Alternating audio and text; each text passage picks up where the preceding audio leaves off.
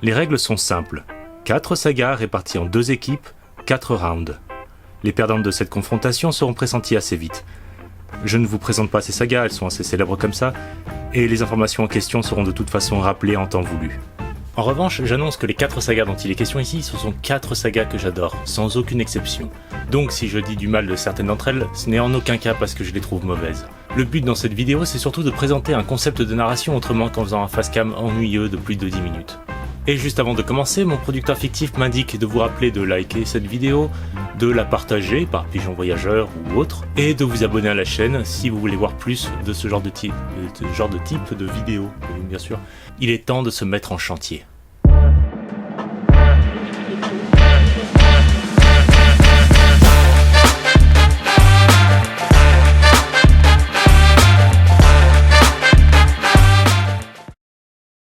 Round 1.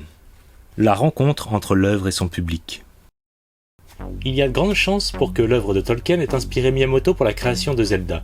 Ça, je l'ai appris presque par hasard en écrivant cette vidéo, et ça tombe bien parce que les ressemblances entre les deux œuvres vont nous permettre de les comparer. Voilà le petit texte d'introduction à l'univers du Seigneur des Anneaux tel qu'il est rédigé dans le premier tome. 3 anneaux pour les rois elfes sous le ciel, 7 pour les seigneurs nains dans leur demeure de pierre, 9 pour les hommes mortels destinés au trépas, 1 pour le seigneur des ténèbres sur son sombre trône, dans le pays de Mordor où s'étendent les ombres. 1 anneau pour les gouverner tous, 1 anneau pour les trouver, 1 anneau pour les aimer tous et dans les ténèbres les lier, au pays de Mordor où s'étendent les ombres. Et voilà ce qu'on peut lire quand on lance le tout premier jeu Zelda. C'est encore moi. De nombreuses années auparavant, le prince des ténèbres Ganon s'est emparé de la Triforce du pouvoir. La princesse Zelda possédait la Triforce de la sagesse. Elle l'a divisée en 8 fragments pour les cacher de Ganon avant d'être capturée. Va trouver les 8 fragments, Link, pour la sauver. Maintenant, essayez de partir du principe que vous venez tout juste de découvrir ces deux univers. Et si c'est vraiment le cas, c'est encore mieux. Laquelle de ces histoires est la plus facile à se représenter ? Normalement, vous allez me répondre celle de Zelda. D'un côté, 3 fragments de Triforce, 10 si on compte l'intervention de Zelda, et de l'autre, 20 anneaux de pouvoir. Dans Zelda, on nous dit d'emblée à quoi correspond chaque fragment de Triforce, une pour la sagesse, une pour le pouvoir et la troisième, spoiler, pour le courage. Dans le Seigneur des Anneaux, en revanche, tout ce qu'on sait, c'est que l'anneau unique permet de gouverner tous les autres anneaux. Je ne pense pas qu'il y ait beaucoup de fans qui soient capables de lister le pouvoir de chacun des anneaux, que ce soit celui des humains, celui des elfes ou celui des nains. Si vous pouvez donner au moins le nom de chacun des anneaux de pouvoir, alors félicitations, vous êtes la crème de la crème des fans du Seigneur des Anneaux. Les meilleurs parmi les meilleurs. On est là parce qu'il vous faut les meilleurs, des meilleurs, des meilleurs, monsieur! Et sans aller jusque-là, qui savait que Gandalf possédait l'un des 3 anneaux des elfes ? Pas moi en tout cas. Mais ce qui fait que Zelda est vraiment plus facile à découvrir que le Seigneur des Anneaux, c'est quelque chose de plus élémentaire encore. Dans les deux cas, un méchant est vaguement présenté. Mais ensuite, il n'y a que Zelda qui présente son héros et ce que le héros doit faire. Le texte se paye même le luxe de présenter la princesse Zelda et ce qu'elle a fait pour sauver le royaume. Donc, le vainqueur de ce round beaucoup trop expéditif pour être honnête, c'est Zelda.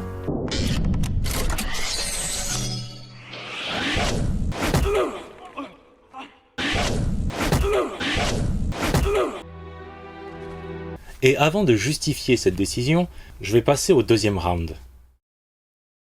Round 2. L'essentiel.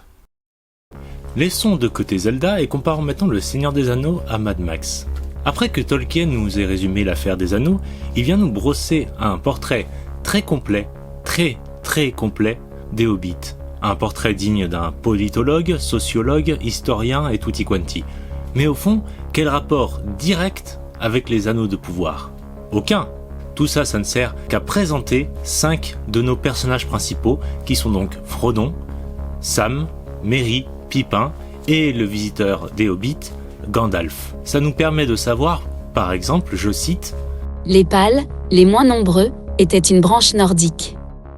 Ils avaient plus de rapports amicaux avec les nains que les autres hobbits, et ils s'entendaient davantage au langage et au chant qu'aux travaux manuels, et jadis ils préféraient la chasse à l'agriculture. » C'est intéressant, et je le dis sans ironie, mais Sauron, lui, le seigneur du mal, il s'en tamponne un rein.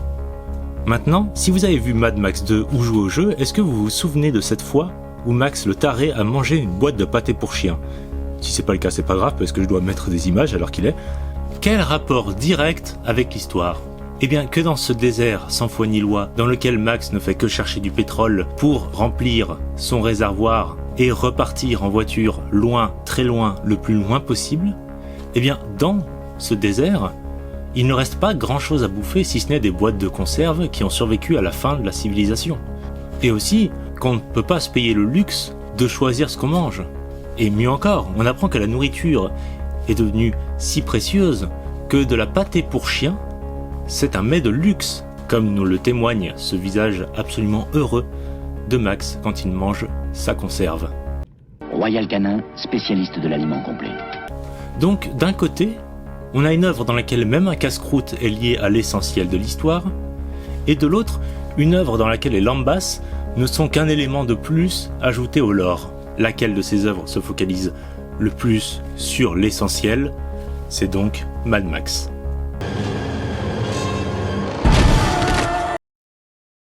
Et maintenant, il est temps d'être honnête. Parce que si le Seigneur des Anneaux est perdant de ces 2 rounds, c'est tout simplement parce que j'essaie de guider la confrontation vers un point bien particulier.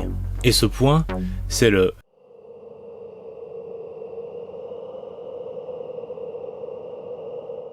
Nous y voilà. Le concept du less is more. Tolkien n'en était certainement pas un fervent défenseur, ou en tout cas, il n'en était pas un représentant.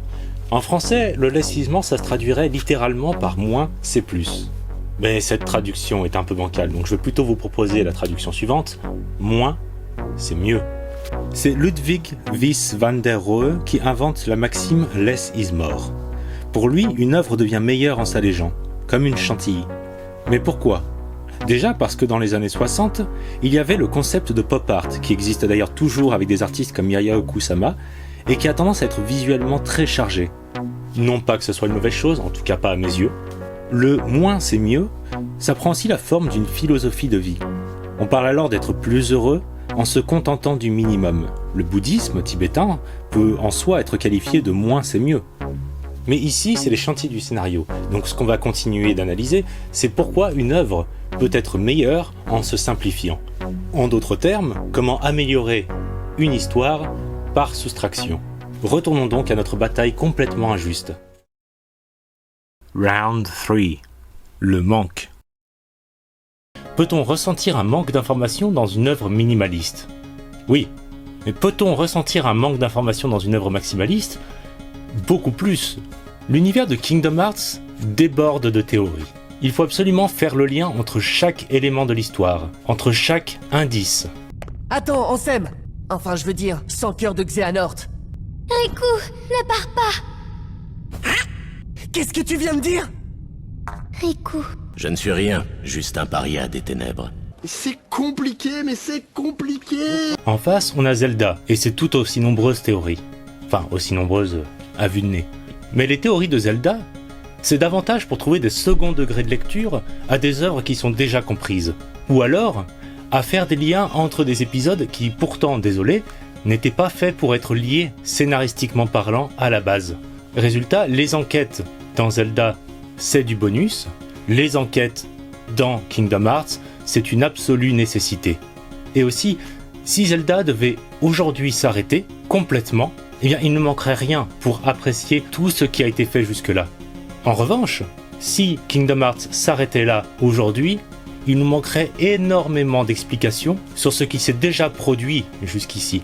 En somme, le fait que Zelda soit une œuvre minimaliste, ça nous permet d'en faire le tour plus facilement, que ce soit pour nous ou pour les créateurs, qui peuvent même rebooter la série toutes les quelques années sans aucun problème.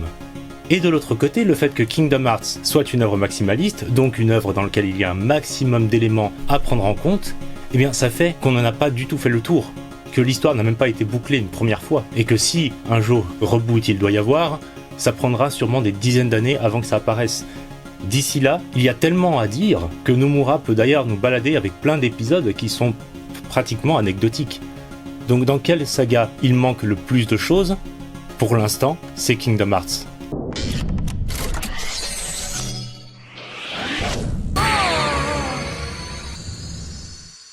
Et je précise que ça ne veut pas dire que Kingdom Hearts est une œuvre incomplète, c'est juste une œuvre à compléter. Final round. L'impact. Sans doute le savez-vous déjà, mais Quentin Tarantino veut se contenter de 10 films dans l'entièreté de sa carrière. À l'heure où je vous parle, il n'en reste qu'un seul à venir. Donc aux yeux des fans de Tarantino, chacun de ces films est précieux. My love, my precious.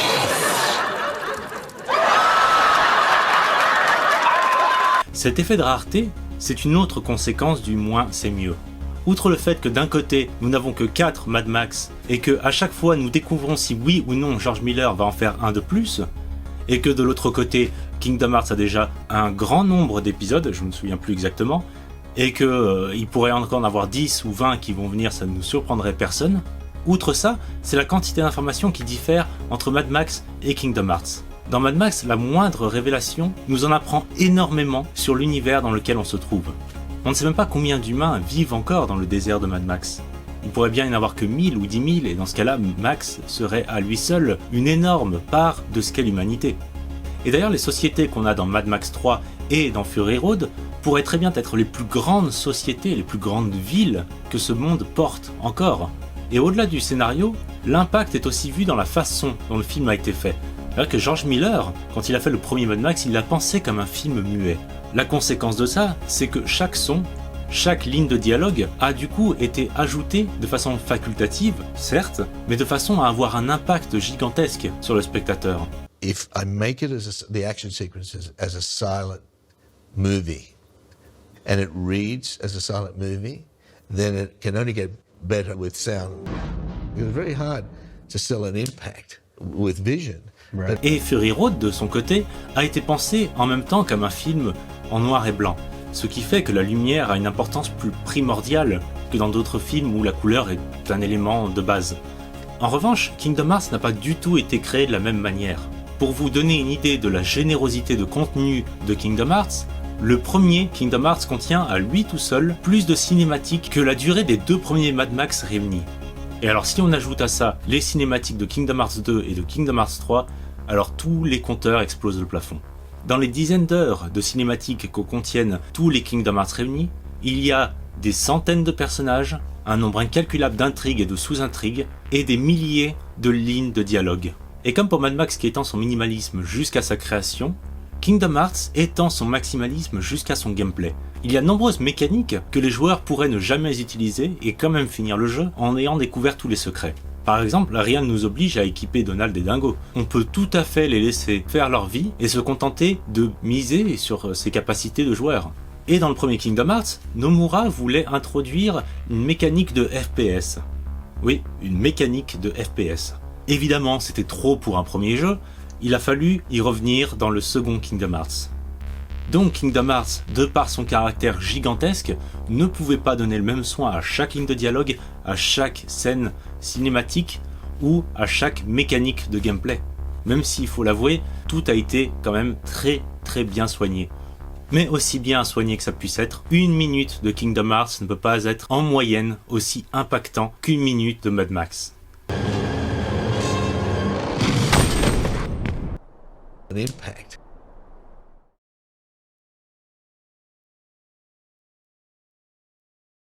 Bon, évidemment, s'il fallait déclarer 2 vainqueurs à toute cette histoire, ce serait Mad Max et Zelda. En fait, comme vous l'aurez compris, c'est juste que Zelda et Mad Max sont des œuvres différentes de Kingdom Hearts et Le Seigneur des Anneaux. Et si j'ai voulu plus mettre en avant le minimalisme en narration que le maximalisme, c'est parce que pour moi, le minimalisme est plus important. Avant de vouloir mettre une énorme quantité d'informations, d'éléments, de richesse même dans son scénario, il vaut mieux maîtriser l'essentiel. Faire en sorte qu'il ne manque rien. Et pour relativiser, le Less is More n'est pas sans défaut. On ne peut pas créer une œuvre aussi riche que celle de Tolkien avec du Less is More. On ne peut pas créer un univers avec autant d'épisodes que Kingdom Hearts avec du Less is More. Une fois que les bases sont posées, on peut au choix faire des ajouts ou non. Mais pour avoir une œuvre aussi simple à comprendre et à appréhender que Zelda ou Mad Max, on est obligé de se contenter du minimum, justement. Au final, ce qui est bien, c'est qu'une méthode de narration ne peut pas correspondre à toutes les ambitions. Le moins c'est mieux est une technique parmi tant d'autres. Je pense simplement que le Seigneur des Anneaux aurait parfois gagné à être allégé.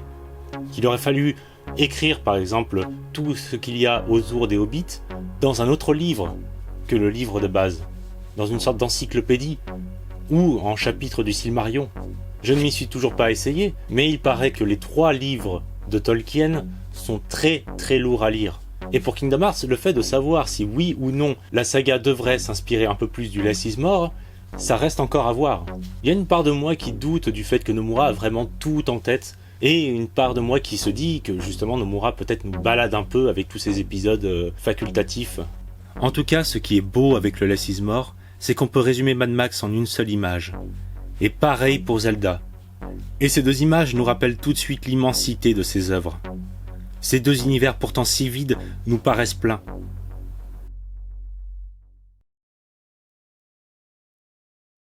Et voilà, ça va être une grosse vidéo je pense, alors où je vous parle. Je sais toujours pas comment va se passer le montage, j'espère que le résultat sera correct. J'espère que ce sera aussi bien que ce que c'est dans ma tête. N'hésitez pas à me dire qu'est-ce qui est bien, qu'est-ce qui peut être amélioré, qu'est-ce qui doit absolument être amélioré. J'attends vos retours et si vous avez apprécié un petit like par-ci, un petit like par-là, bref. Je sais pas encore si j'ai envie de le rappeler à chaque vidéo cette histoire. En tout cas, je vous souhaite une bonne journée ou une bonne soirée, tout dépendra du moment où vous aurez vu cette vidéo. Quant à moi, je remballe. Salut!